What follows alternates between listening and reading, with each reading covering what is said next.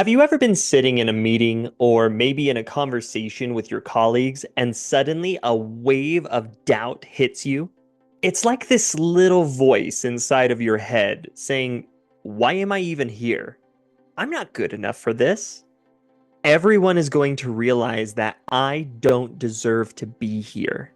Or maybe you've been asked to present your ideas in English, and just as you're about to speak, that same voice tells you, what if they don't understand me? What if I mess up my words and embarrass myself? And instead of sharing your thoughts, you make yourself smaller, nod quietly, and hope that no one ever asks you to present again. Does that sound familiar? If it does, I want to reassure you that you are not crazy. These thoughts aren't just random. They're symptoms of something called imposter syndrome. Imposter syndrome affects so many women, especially those who are navigating life in a second language. You've worked hard to get where you are, whether it be in your career or in your social life. You've spent countless hours learning English, practicing pronunciation, studying grammar, and doing everything right. And yet, when that moment comes to speak, that little voice comes in and makes you doubt everything you've learned. That's what imposter syndrome does. It makes you feel like a fraud, no matter how much you've accomplished. So today, we're going to unpack what imposter syndrome really is, why it is so common among women like yourself, and most importantly, how to beat it. If this is your first time here, welcome. We're Taylor and Jeremy, founders of the Resourceful English Method, where we help women just like you feel empowered and confident in their English communication. We've helped many women overcome self-doubt and communicate with authority. If you haven't already, be sure to hit that subscribe button so we can continue creating this free content for you. We're here to support you, and subscribing helps us reach even more women who need this kind of support. And sign up for our free 7-day confidence bootcamp for women. So let's talk about imposter syndrome. Have you ever felt like everyone else knows what they're doing, but you're just pretending? Like no matter how hard you've worked or what you've achieved, it's just a matter of time before someone finds out that you don't belong here. Imposter syndrome is that persistent feeling of not being good enough, even if you have proof of your success. And here's the thing, it doesn't matter how long you've been speaking English. Whether you've recently moved to an English-speaking country or if you're the only one in your office who isn't a native English speaker, this feeling can show up at any time. In fact, it's especially common among high-achieving women who expect a lot from themselves. Studies show that imposter syndrome is more common among women. From a young age, many of us are taught to downplay our achievements to seem humble or more likable. This follows us into our adulthood, where we feel like we have to work harder in order to prove ourselves. Or we fear that we will be judged more harshly at work if we don't meet those high expectations. You see, you put so much pressure on yourself to be perfect in everything, including speaking English. Like, even if your job skills are at a level 10, you might worry that your communication abilities will make your job skills look like a level 2 to everyone else. You worry that if you make even one mistake, people will judge you. It's like this constant fear that you're not enough, no matter how much you accomplish. And here's the truth. Imposter syndrome isn't about your actual abilities. It's about perception, how you view yourself. Even if you speak English well, that little voice can still pop up. It never feels like enough. So, let's break down the steps. Step 1 to overcoming imposter syndrome is simple but powerful. Acknowledge it. You're not crazy for feeling this way, and you're definitely not the only one. In fact, almost everyone experiences it at some point or another, especially women. Think about it this way. When you feel like you're not enough, the first step is to realize that this feeling is just that, a feeling. It's not reality. I want you to imagine this scenario.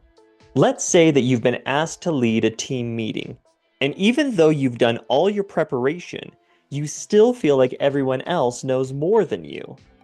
That feeling doesn't reflect your actual abilities. They chose you for a reason. You are prepared. You do know your stuff, but the more you let that doubt take over, the more it controls the situation. The key here is to recognize that that voice in your head, the one telling you that you're not good enough, is just a voice. It's not the truth. Once you start to acknowledge that these feelings are common and they're not based on your real abilities, you can start to take control of them. Step 2 is to reframe your thoughts. One of the biggest triggers for imposter syndrome is focusing on the things that you think you lack, the things you don't have. But what if, instead of focusing on what you're missing, you focused on what you do bring to the table? For example, instead of thinking my English isn't good enough for this presentation, try telling yourself, I've practiced, I'm prepared, and I'm going to do my best. Or instead of thinking I'm not as smart as everyone else, remind yourself, I bring a unique perspective that no one else has. I want to point something out to you that might help you change the way you feel about yourself in these moments.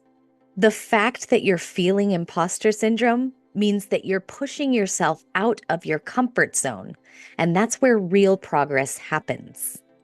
You see, reframing your thoughts isn't about lying to yourself. It's about being kind to yourself. Think about how you would encourage a close friend who is feeling bad about herself. You wouldn't tell her, yeah, you're probably going to fail. So why would you say that about yourself? If you can easily show kindness to your best friend, start treating yourself like your best friend. When you reframe your thoughts, you're not just changing how you feel, you are changing how you show up. If you go into a conversation thinking, I'm not good enough, you'll hold back and the people around you will sense that energy. But if you go into that conversation thinking, I'm here because I have something valuable to contribute, everything changes. You'll speak with more confidence and others will notice. We have something in our brain called the Reticular Activating System. The Reticular Activating System acts like a filter that helps you focus on things that matter most. The problem is that the Reticular Activating System can work with you or against you. This is why you have to work on reprogramming it when you feel your inner critic being extra noisy. This brings us to step 3. Build evidence of your success. Here's the deal. Your brain is wired to notice what you tell it to focus on.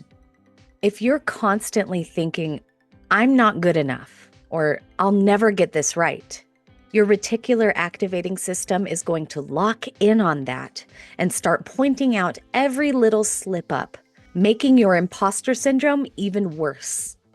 But guess what? You can reprogram that filter. You just need to start collecting evidence that supports your growth, not your doubt. One of the most powerful tools we give our members inside of our private program is called the Brag Book. It's exactly what it sounds like, a place to write down every single win. And I'm not talking about just big milestones, like getting a new job or acing that presentation.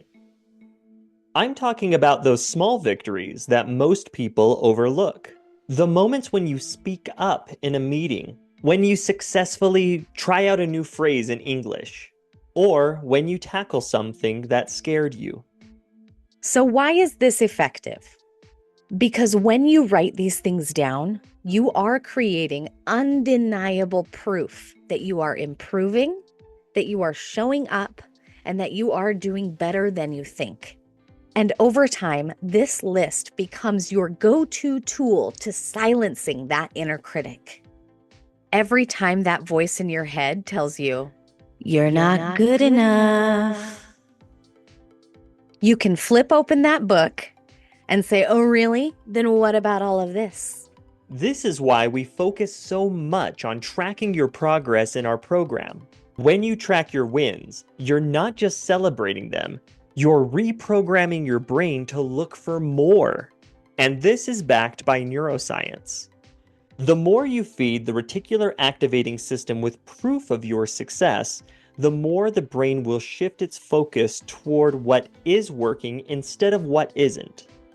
So if you haven't started a brag book yet, what are you waiting for? Start today. Write down every win, big or small, because what you focus on expands. And when you focus on your progress, you'll start to realize that you're not just capable, you're actually doing some pretty amazing things. You've got the proof right in front of you, and that's how you build confidence. And hey, we want to hear from you. What's one win that you're proud of today? Big or small, drop it in the comments.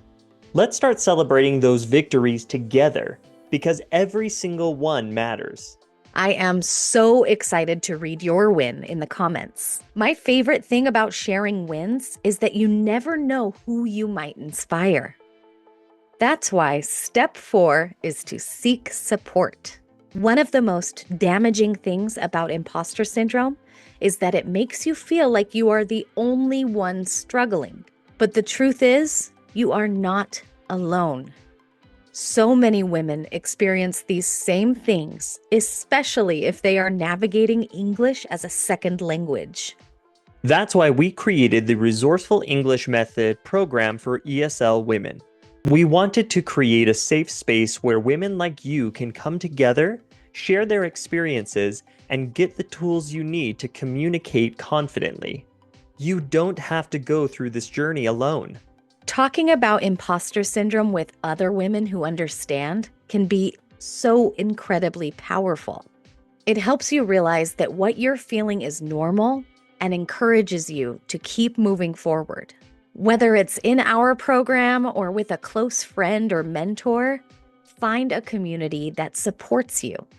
If you're ready to stop feeling like an imposter and start feeling like the confident, capable woman that you are, book a call with us. We'll talk about your specific challenges and give you actionable steps to overcome them. Click the link in the description below to speak with us directly.